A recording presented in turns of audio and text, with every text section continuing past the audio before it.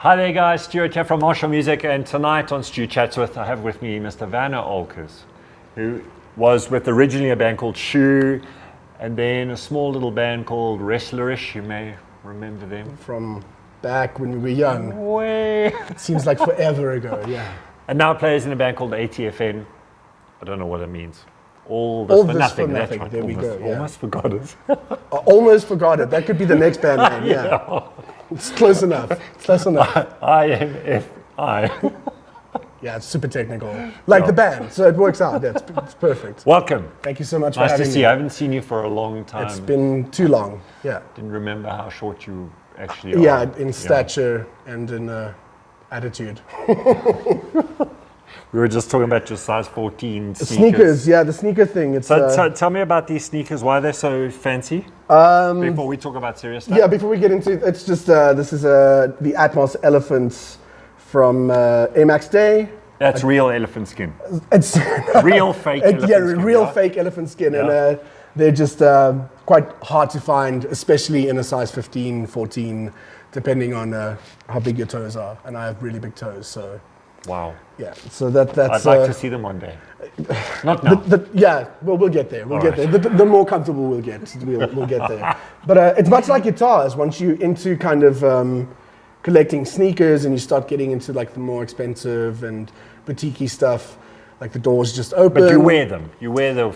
Yeah. Not to a dirty nightclub. But No, I wouldn't. But I do wear all my sneakers. Yeah. That's good. Yeah. It's like I get irritated with guitar collectors who don't play their guitars. Yeah, play them. Yeah, That's what they're you've there got for. to. You have to. Yeah, don't take it to a trashy nightclub gig. Yeah. But play them. Yeah. I completely agree. Super important. Yeah, no, you have to play your gear. You have to play your gear. You have to know what it can do. Now, are you? You're a big gearhead. Would you say that? Yeah, maybe more like a guitar enthusiast, because I've had a lot of guitars, different guitars. Yeah. So firstly, before we talk about guitars, do you consider yourself firstly a singer-songwriter or a guitarist, or both, or do you not differentiate it? I think what is more, and what do you like to be known as? I think singer-songwriter is the forte, and what I've kind of cultivated over the last 15 years. But I've been very fortunate to work with phenomenal players and learn from phenomenal players like Nathan Smith. When I was about 18 years old, he took me under his wing. Oh, wow, cool. So got to learn a lot from him. Yeah. Paul Joyer, who I'm playing with now, is also a monster player. So I've been very fortunate in terms of learning what the difference is between holding back, technicality and taste, and where to use what. Yeah. But primarily, I think with especially the Wrestlerish era, it was way more about the songs than the instrumentation. Yeah. It was always arrangement first, and whatever guided or suited the song would come first. Yeah, and I think that's important in any band. Yeah. Even a technical band should kind of try and focus on that as much. Just as find the possible. balance. Yeah. Absolutely. No, I agree. Yeah. We're getting a lot with that. And the new band, what's the vibe with the band? And so ATFN is this weird thing where they were the band that I grew up watching. So they started in 1998, and they were part of the punk boom around then in the 2000s. And two phenomenal guitar players, Mark Hinch and Paul Joyer, and progressive punk, so very melodic. They had 4 vocals going at the same time, 4-piece harmonies, and crazy different time signatures. And in the band I was in at that time, Shoe, we were so influenced by what they were doing. And you always have that band that kicks them to the next level, that kind of makes all the other bands go, we need to step up our game. Yeah. And they and the Narrow were kind of the 2 bands at that point that really took the heavier side of rock and roll at that point, or alternative, or whatever you want to call it, to like the next level, like headlining festivals. Yeah, the Narrow were the first heavy band to become really mainstream. Yeah. So them and Marlowe at that point, I think, were Marlowe as well. Phenomenal technical, what a band, melodic, and the new band is also fantastic. Yeah. But at that point, they just kind of inspired us to be better musicians, and we got very lucky. We got as a band, Shoe was kind of taken under Joseph Clark, who does the Queen tribute shows all over the world, under his wing to be his band. So from the age of just, over 20, we were playing, the Sun City Super Bowl with the Black Eyed Peas. So going from having to be okay at playing live to having to be theater specific. Yeah. And I'm sure you know what that's like, playing theaters and playing these different settings. Different world. It's a whole different world, and it just helped us grow as musicians. And I mean, you look at Peach, who was the drummer in Shoe now. He's gone from being one of the best drummers that I've ever worked with, and I've worked with fantastic drummers, to being such an ear for production and contemporary music, and so it all kind of fell into place like that. I would say ultimately we learned to service the songs. What the songs needed was kind of where we cut our teeth. Yeah, it's a nice education. Yeah, it's so important. Yeah. And are you gigging live with the band at the moment? ATFN, we are. They're active, hey? We are. We're back full in swing. We just released a new EP. Yep. And we've only played a couple of shows. We played Ramfest and we played Halloween, which have been big shows, so, like a couple of thousand people. We're actually playing this weekend at Carfax with The Narrow, and that's going to be a little bit different to the previous settings, but it's this weird, pocket of time that's coming back, because it's Groinchurn, they're getting back together. Oh, wow, you're serious? So it's Groinchurn, The Narrow, ATFN, and then you have all the guys that are killing it at the moment, Facing the Gallows.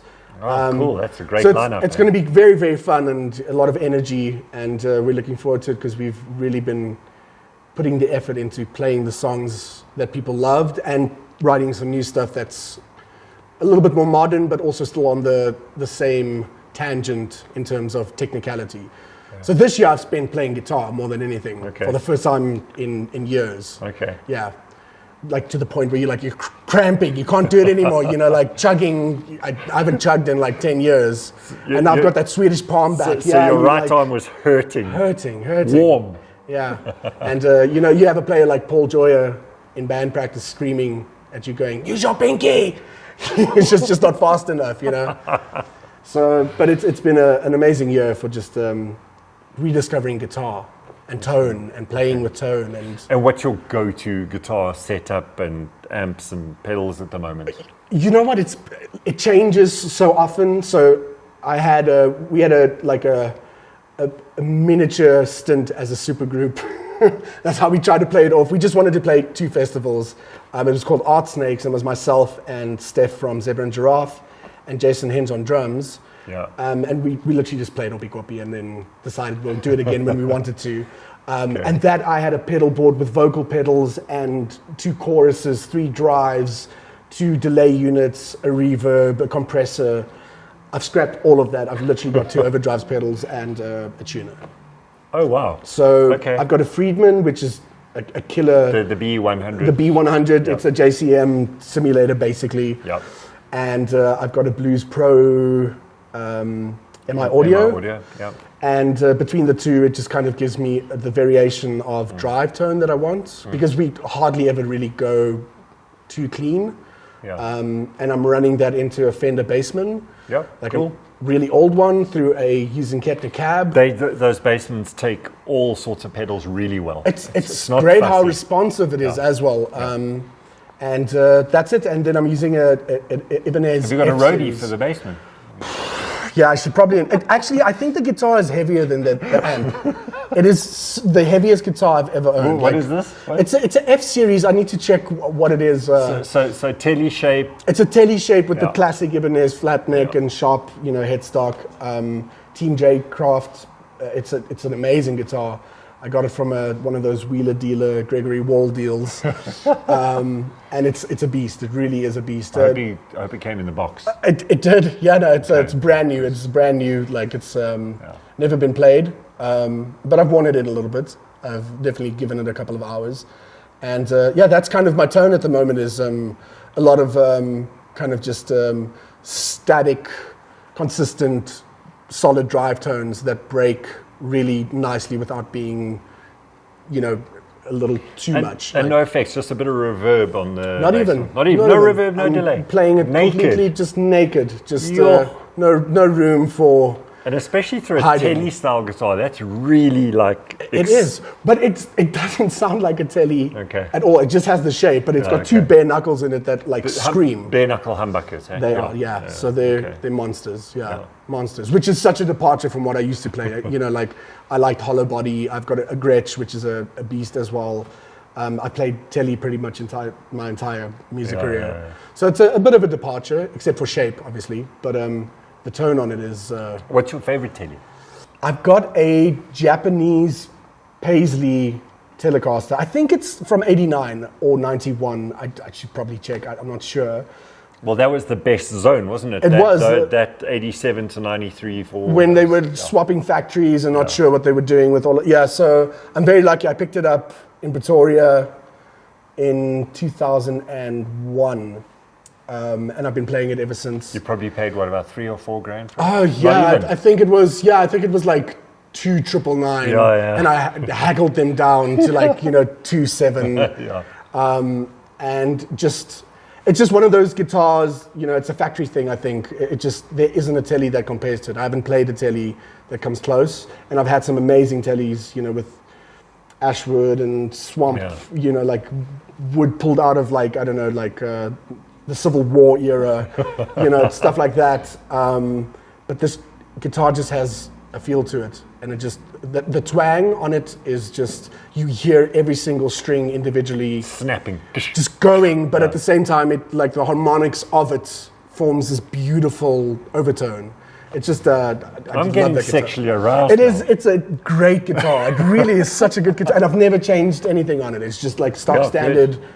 And it's seen some battles. So, and I use this in the heaviest band that I played in probably, which was Shoe. So we used to get on stage and you have this blue flower guitar, like a Telecaster. Everyone was like playing like, the most metal guitars you could find at the time. And it just killed all of those guitars. It just sounded better than all of them.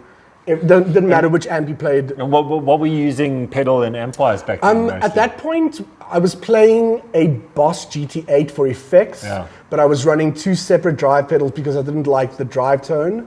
So I would split it. And I had an OD3, which was modded, which was really nice. It just kicked the telly tone into where I needed to be. And I'm trying to think what else I had. I had a Marshall jackhammer. Which at that time was kind of like, the dark horse. And that thing just also like, I would use it mainly for boosts. But it sounded fantastic with that combination. Any other fave guitars? I had this double cutaway Les Paul standard, chambered, with gold hardware, like a purple sheldoid, and it just wasn't the right tone for Wrestlerish. So I traded it in and got something else, and I regret it to this day. Like, I don't know who has that guitar. If you have a guitar, if you've ever seen me in a photo with that guitar and you have it, like, I'll buy it back. It's a few times that somebody's done this, using the show as like a classified section. Please, to find I want my guitar guitars, back. It's like trying to get back with an ex-girlfriend who doesn't want you anymore. Please, I'll go to your parents' house more often, I promise. One of those situations. That's the guitar I think I regret letting go the most. But I've had SGs, Tellys, Strats, Gretches. Never had a PRS, but I'm kind of now... We can fix that. I'm kind of inkling towards it now with the ATFN stuff. I think it would sound really good. And I've never had a Charvel, although Paul plays one and it sounds amazing. And it was actually Nathan Smith's guitar. Oh, okay, an old one. Yeah, like an old one from back in the day. So they're great. It's weird like how the Pretoria guys just like... recycle the gear, Keep it in Pretoria.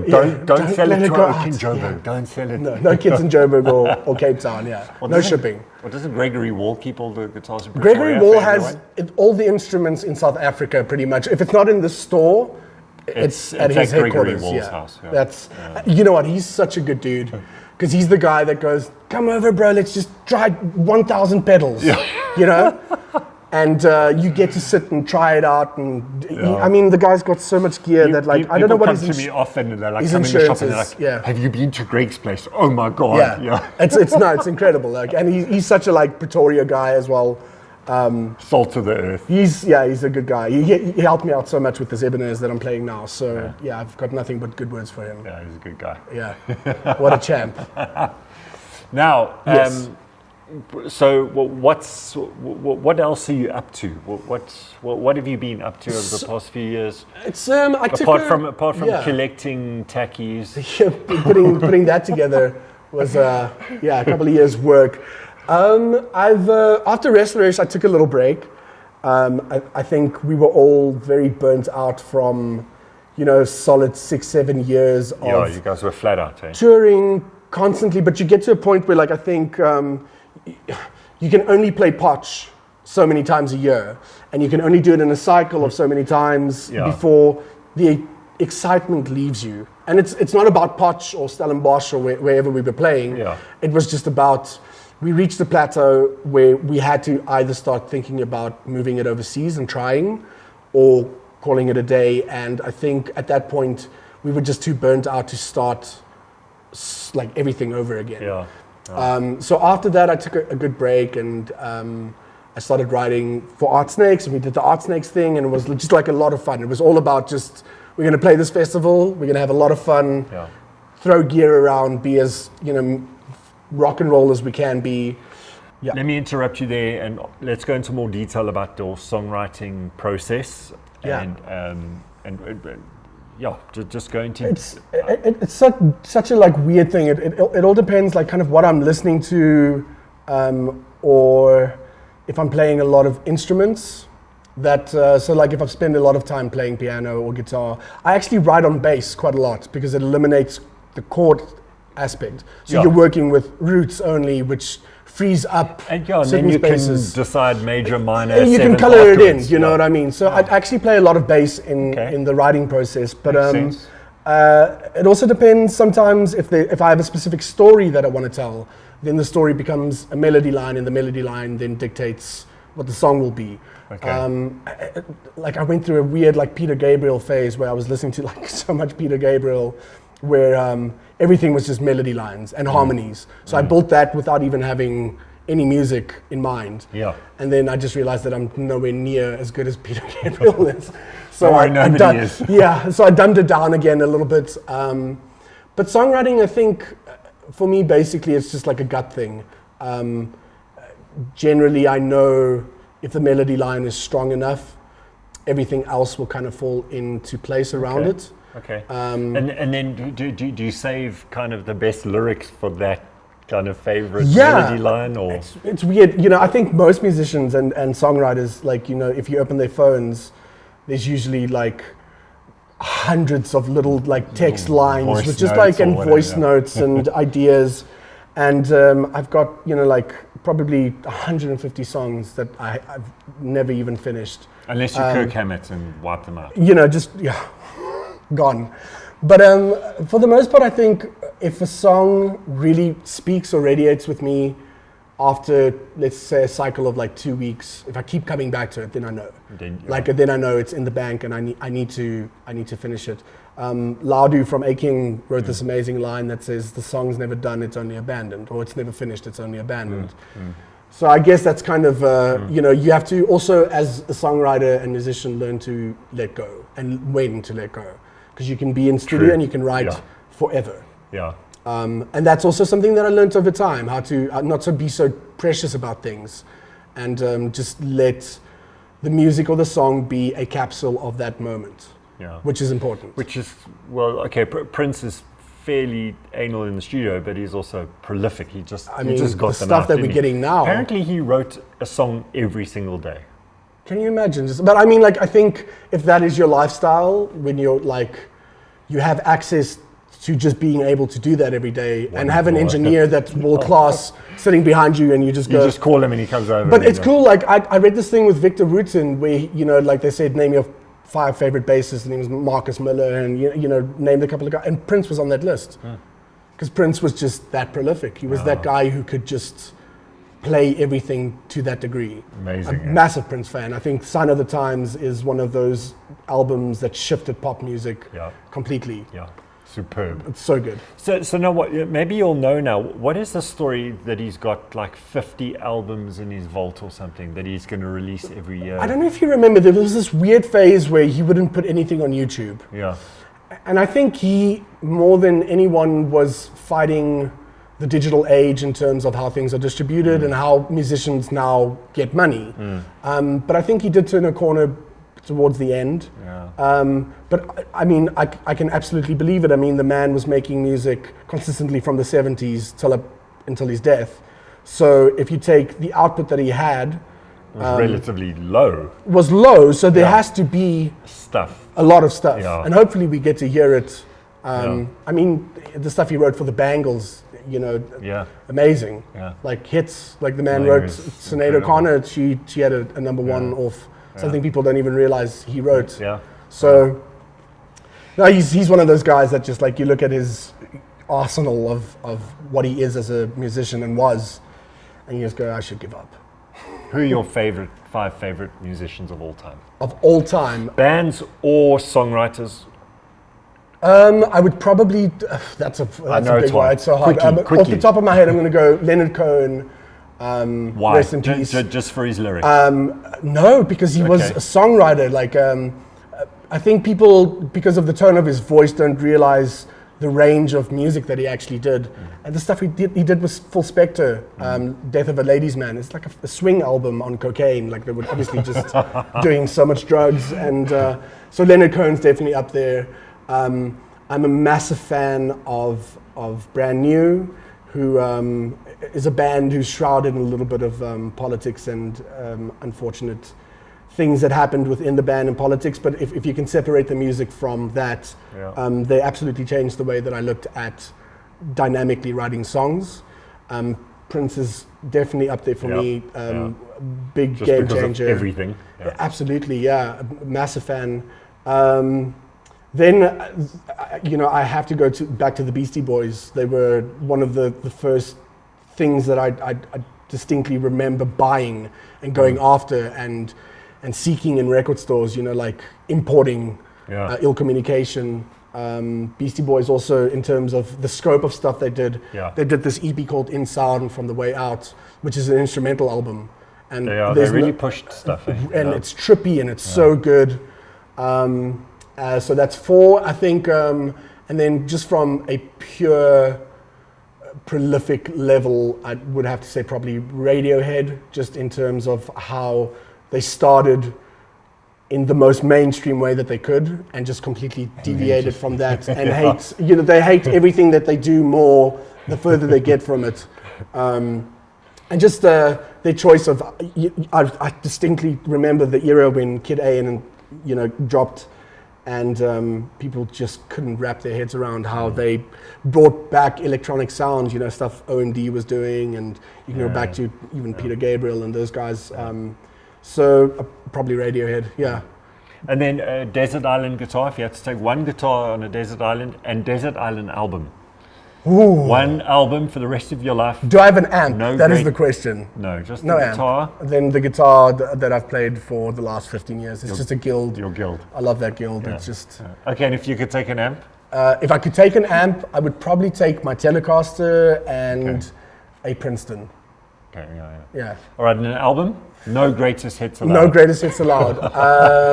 Desert Island album. Bon Jovi's These Days. Definitely. Wow. Because of scope of songwriting, what it was for the era. If you think about Bon Jovi as like this ballad band, also hair metal band, at that point I think it came out in 95 and they were here on that world tour. It was the first concert I ever went to. Okay, And it blew my mind, and I still listen to that album at least once a month. 95 they came out. They were here 96. 96 or 95. Yeah, So the somewhere, album came out in 95, they were here Yeah. on that world tour. It would be Bon Jovi These Days. Richie Sambora is probably my favorite guitarist of all time in terms of just how he gets it. He gets when to hold back, when to push. He's got the licks, he's got the riffs, he's got, like... Good melodies, good hooks. And his voice. He's the guy going above Bon Jovi doing, like fifths killing it, you know. Have they still not patched up their relationship? I don't know. I don't know what's going on there. Like, I kind of lost track of the whole Bon Jovi thing after the It's My Life era. Who would have thought, hey? Bon Jovi. Yeah, Bon Jovi these days. And that album, from beginning to end, has some of the best guitar riffs, some of the most beautiful melody lines, and some of the like most heartfelt lyrics you'll ever hear. I've got so many friends who aren't musicians.